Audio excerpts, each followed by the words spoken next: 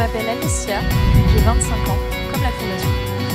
Et le 9 juin 2023, j'ai officiellement été diplômée des Ponts et Chaussées. Merci.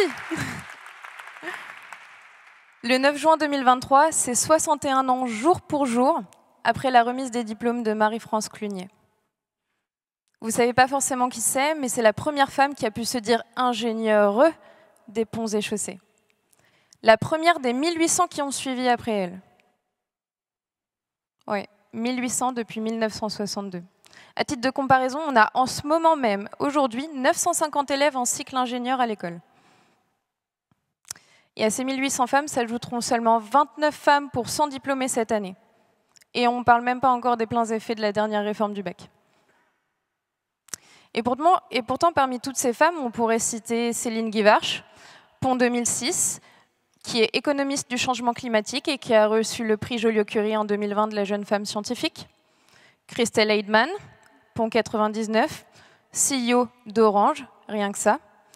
Nathalie Stabler, qui est Pont 92, au COMEX de Safran en tant que Chief Sustainability Officer. Et j'en cite que 3, mais je pourrais en citer beaucoup d'autres.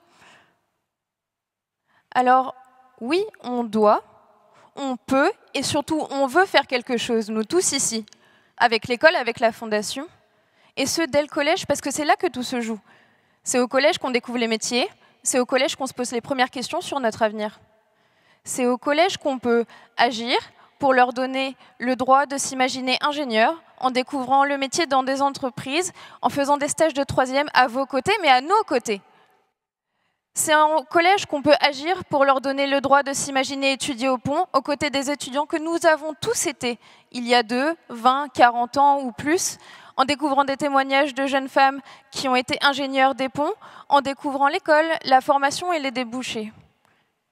Et surtout, on peut agir pour leur transmettre la chance que nous avons tous eue, à leur âge, de s'entendre dire qu'on pouvait un jour devenir ingénieur et ingénieureux si on le voulait. Tout ça, c'est le programme Marie-France Clunier. Et tout ça, c'est ce qu'on vous propose de financer ce soir en nous aidant à récolter les 30 000 € dont nous avons besoin et surtout en nous aidant à trouver des stages pour toutes ces jeunes filles en 3e dans vos entreprises. Parce que qui d'autre pourrait agir pour elles? Qui d'autre pourrait faire ça si ce n'est pas nous? Alors ensemble et pour elles, il est temps de faire de notre mieux.